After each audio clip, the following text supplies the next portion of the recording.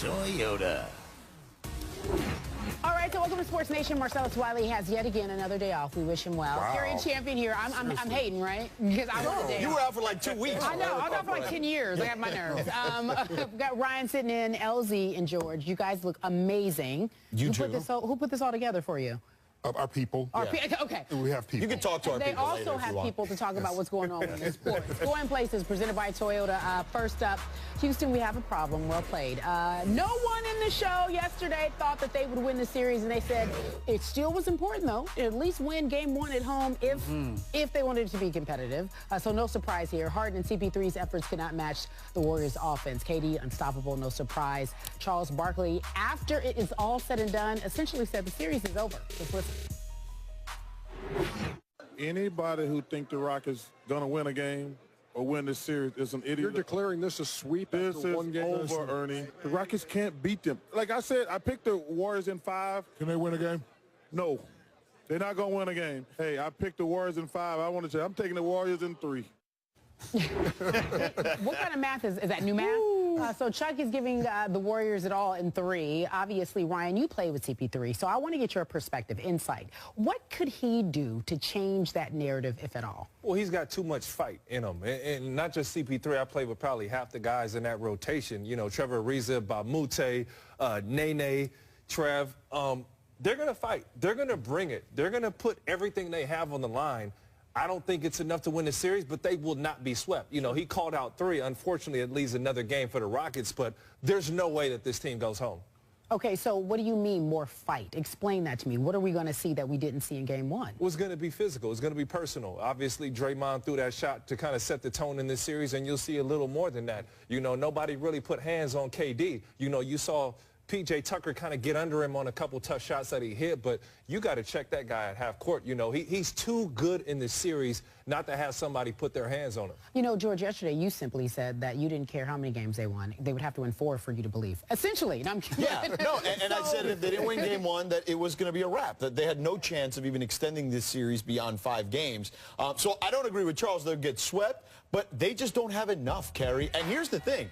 I would be worried if I were the Houston Rockets, because if they lose in embarrassing fashion, Chris Paul is a free agent, and he's the free agent nobody's talking about. I don't think there's any reason necessarily for Chris Paul to stay in Houston if he doesn't feel like he can compete for a championship. So that's the one thing I would be most worried about if I were Houston. I mean, beyond the series, obviously. Looking at the way they played, it looked like an abomination of the Mike D'Antoni system. Just a bunch of guys standing around while 2 of their main players go ISO one-on-one. Oh, I disagree. That's not the Mike D'Antoni system. No. What I mean by that is this. When Mike D'Antoni came to prominence in the NBA, we saw the Steve Nash Phoenix Suns, where the ball was flying around left and right. Even though Steve Nash led the league in assists, everyone got touches, everyone was moving, cutting, it was constant motion. Last night, I just saw a bunch of guys standing around watching James Harden go to work, and he put in work, or watching CP3 but try to do something. In the league at that time, we didn't switch every single pick and roll. And now Golden State switches the pick and roll, so that D'Antoni system ends up being a wash. What else does he have to bring to the table? Well, you're suggesting that they're actually picking and rolling away from the ball. You're looking at the primary play that's being called. I'm talking about the secondary action that's happening on the weak side. There's no weak side movement. They cannot beat this team, and this is where I agree with Charles. They will not beat them just simply running a pick and roll or letting James Harden go to work by himself. They need weak side motion to help confuse, not necessarily look for mismatches, which is what you're talking about, but at least just getting those defenders moving so at least their legs won't be as fresh when they're shooting on the other side of the court. So you said they need to make adjustments, but I want to go back to what you said initially, because it could be something about basically, do they need to make it more physical? Okay, this also happened. 1 minute into the game, folks. Draymond picked up a tech for shoving James Harden, and it set the tone for the game. I noticed, in fact, you talked about the fight. There was no fight there. Do you think that's what we'll see more of in Game 2? No, you're going to absolutely see more. I've been in situations like this. I remember Draymond putting his hands on Blake, roughing Blake up, doing little extra things after the whistle. And as a role player on that team, it wasn't like we were going to run over there and pick a fight with Draymond at that moment. But you wait until a loose ball, you wait until a rebound's going in the air, and you lay some wood. Now, unfortunately, Draymond lives off of those type of experiences. He absolutely loves them. but he knew this was his one mulligan. And if you hadn't noticed, this is the NBA Finals right here. You know, once you get to the East, it's going to be a cakewalk. So he knew how important it was to set the tone in that game. All right, you got a problem with them not retaliating? Well, in Infinity War, when the Hulk goes after Thanos, I think it's okay to talk about this now. Yeah, for sure. When the Hulk goes after Thanos, at first the boys were like going, oh, should we help him? And then one of them says, no, let's let Thanos have his fun. So I'm going to assume that the Houston Rockets just said, James Harden can handle his own business when it comes to Draymond. It's not going to be intimidated by that. And by the way that James Harden continued to attack the rim, I'm assuming that was actually true. That wasn't a big problem. But generally speaking, when a big bruising player hits your perimeter star, you're supposed to rise up and do something. Well, listen, I don't have an issue with what Draymond did because that's on brand, right? I think that stuff is calculated, as Ryan said. He does it with a purpose. With that said, though, the Rockets, the way they retaliate is not going back at Draymond. It's to Ryan's point earlier, which is go at KD. KD, it was way too easy for KD to get to his spots, and you got to make it harder on KD. You got to be more physical with him. Yeah, that's what I'm saying. Is it just KD? Is it get more physical with every Well, everybody, but KD specifically. Make it more of a physical game so they can get back in the game mentally. They chose to go after Steph last night as opposed to KD. And I think to a certain degree, when you look at least statistically, it looked as if it worked. But I agree with you. You at least try to make it more physically difficult for KD to get into his favorite sweet spots. KD is so good right now, and he's been this good. He's in this championship type of playoff mode where you have to hit him and throw him off. He's a guy in the scouting report that he loves going left. We would send him right. We would put a tall guy on him. He'd go around him. We put a small guy on him, and now you see him rolling into the post. So KD is a guy. You just have to frustrate him. You got to get him mentally. In last night's game, he wasn't shook. All of them? Get them all mentally frustrated. Yes. I'm just saying, because to me, that's the only thing they have left. You got to start with the head of the snake. Well, if you look at it, if you look at Golden State historically, now granted they've won most of these series, right, or almost all of them, but Memphis gave them trouble for a stretch a couple of years ago. They took a 2-1 lead because of physicality, right? When Cleveland beat them, now Steph was dinged up, Draymond had the punch to the you-know-what, but they also became more physical, right? We saw that, and that's what this Rockets team has to do. I don't know if they've got the players that are willing to do that because there's a lot of finesse guys, but I know P.J. Tucker is one of those guys, and Trevor Ariza is one of those guys, and Luc Richard and Bahamute is one of those guys. Trevor and G. Green to lay some wood. We got to move on. Okay, so I've been told. So meanwhile, during an appearance, we're not promoting physical violence, yesterday on Sirius NBA Radio, Celtics great Robert Parrish was asked what he would have done if he'd faced Joel Embiid during his playing days. He didn't hold back, saying essentially run his jockstrap off. For starters, because he's not in shape, I would make him play defense and run his jockstrap off every chance I got. By the fourth quarter, he'd be drained. Trust me on that. Ryan, I feel like there's a little bit of get off my lawn mentality. You are a center. Talk to me first off. Looking at Joel Embiid, is he out of shape? Yeah, he took some time off going into the playoffs, but he's got a high motor. He's not a guy I worry about with laziness. Okay. I can't stand this. We've always been told, respect the older generation. Know what they did. Know them. Pay homage. Have you looked at on film? Did you see Lou Alcindor? I love Lou Alcindor. Because your kids don't know your history. You don't know. You don't know it. And I'm not saying I don't respect them, but they need to respect this newer generation. I saw the change in the NBA from big basketball, rebounders, power forwards, to small ball, and I know how hard it is to guard the paint and chase a guy off the three-point line. Robert Parrish ain't never had to play in there, so while he's running his mouth, he'd have struggled in today's NBA. What's his nickname? Listen. What's his nickname? Talk about it, Chief. What's his nickname? Go Chief. ahead. Chief. Why do they call him the Chief? Well, there's a lot of reasons. Go ahead. Well, why do you think they call him the Chief? He's up on that thing right now. That's all I'm trying to say. He's up on that thing. You're absolutely correct. He didn't have to run back to the three-point line and then run back and guard the rim.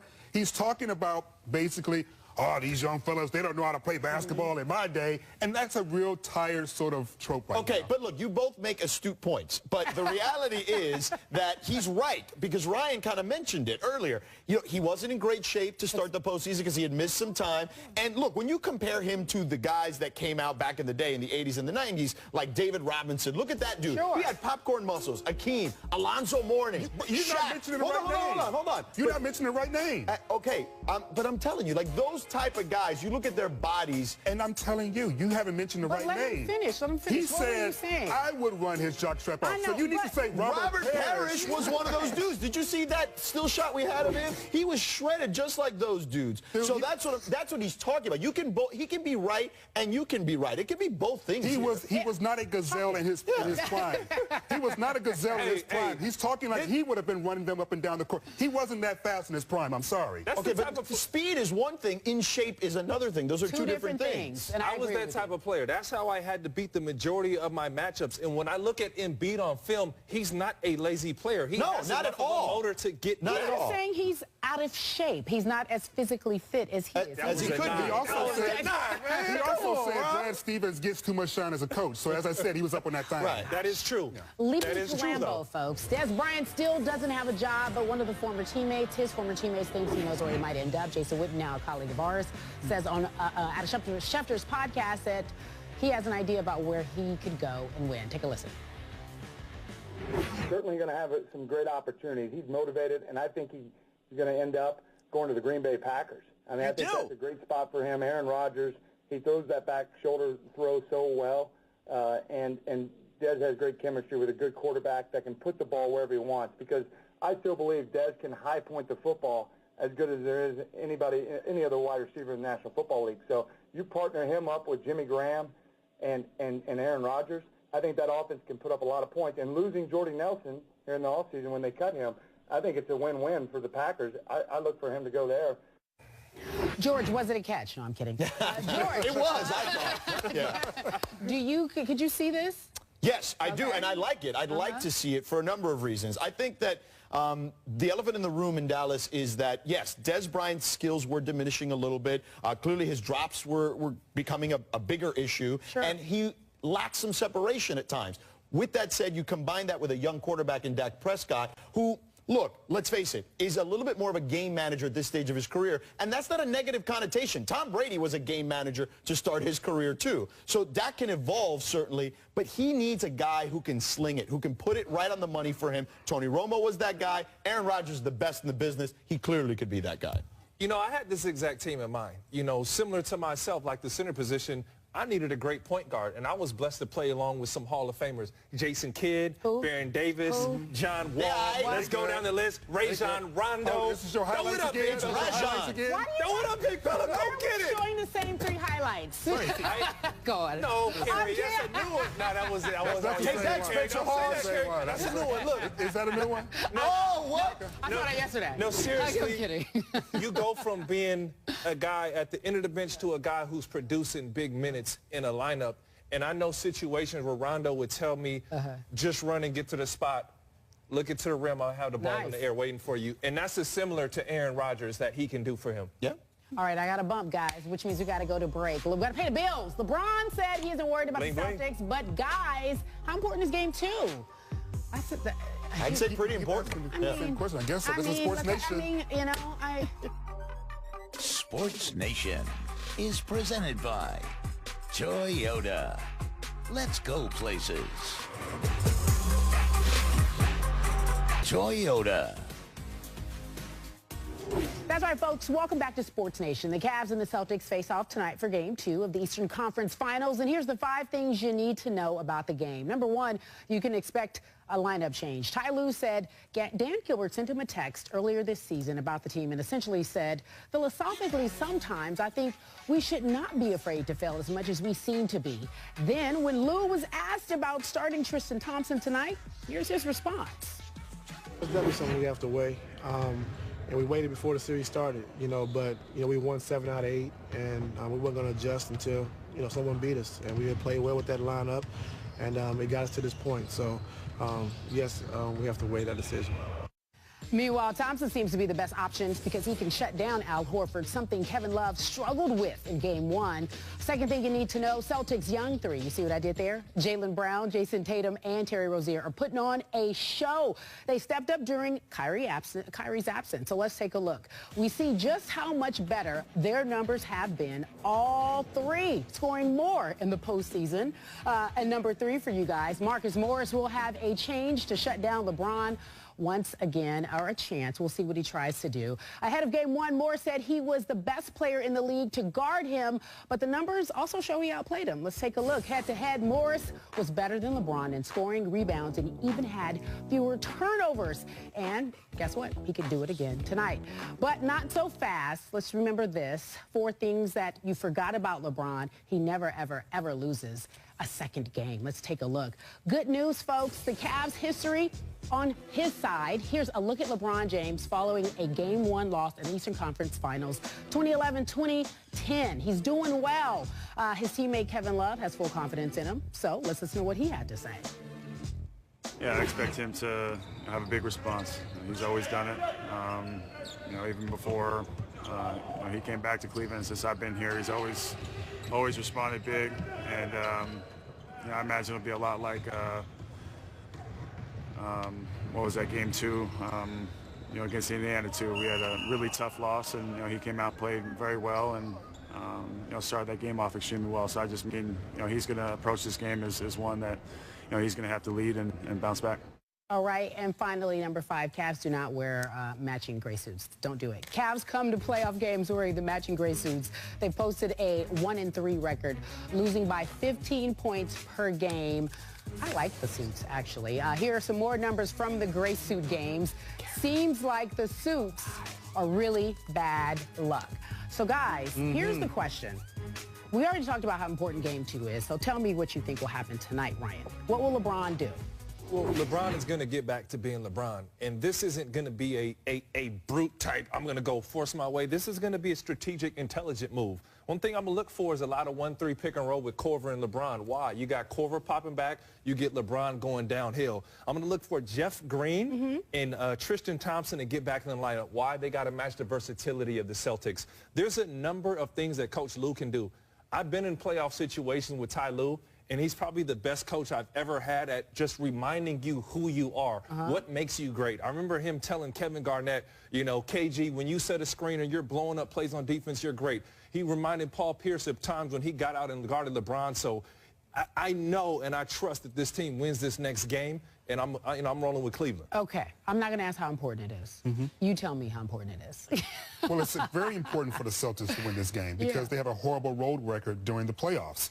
So if they give up one home game, chances are they may come back down 1-3. That's fair. So it's very important for the Celtics to win this game. I think we all still feel really confident, despite the history of the NBA, that even if they're down 0-2, that the Cavs can still defend at home and then still Game 5. So even if the Cavs were to lose, I still think they're in a decent position. But if the Celtics were to lose, they may find themselves out the series by in 6 games. Carrie, since 2008, LeBron has won Game 1 33% of the time. He's won Game 2 73% of the time. Yes, George. He's averaging 41 points per game after a loss this postseason. Did Brian Larson give us those nuggets? Or that's just yours? He's going to do work tonight. He's going to get out there and be aggressive early because he's going to instill confidence in his teammates because he can't go down 15, 20 points and try to get other guys involved. He has to get involved early and then let those other guys kind of fall into place. All right, so all the guys agree. Game 2 is bronze. It's bronze. It's bronze. Yeah, for all right, so bad news time for 3 Jeers. This is yours. This is specifically for you. Is it baseball? Yeah, no, it's not. Scott Foster, Warriors Rockets ref. Scott Foster dramatically. Oh! Come on, man. Oh! Okay. Get with the pump fake. There's a reason they voted him worst referee. Are you being funny? The players. Did they really? Yeah. Okay, I didn't know that. Look at you with the nugget. Yeah, Klay Thompson's walking away like dogs. 2 years for trampoline dunker.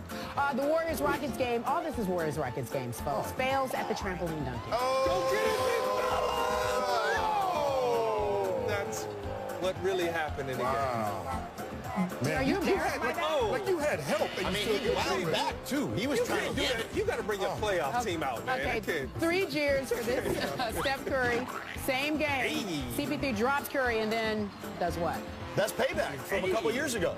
From what? Oh, when he made Chris Paul do the Matrix. Yeah, but he didn't make the shot. That's the problem. He didn't make the shot. Did he push off, though? He got it later. He got it later. I'm a Jerry myself and everything. Meanwhile, coming up next, ESPN and Netflix have teamed up for a 10-hour documentary on Michael Jordan. Look at the Jays. Are you inviting MJ on the show? I would love MJ to be on the show. Is he going to be on? Tomorrow. I'll call him. Tomorrow. Blazers up first. Binge watching. ESPN and Netflix have partnered up to produce a 10-hour documentary on MJ. The Last Dance is what it would be called. 500 hours of unseen footage set to release in 2019. My goodness. Ryan, you binge watching?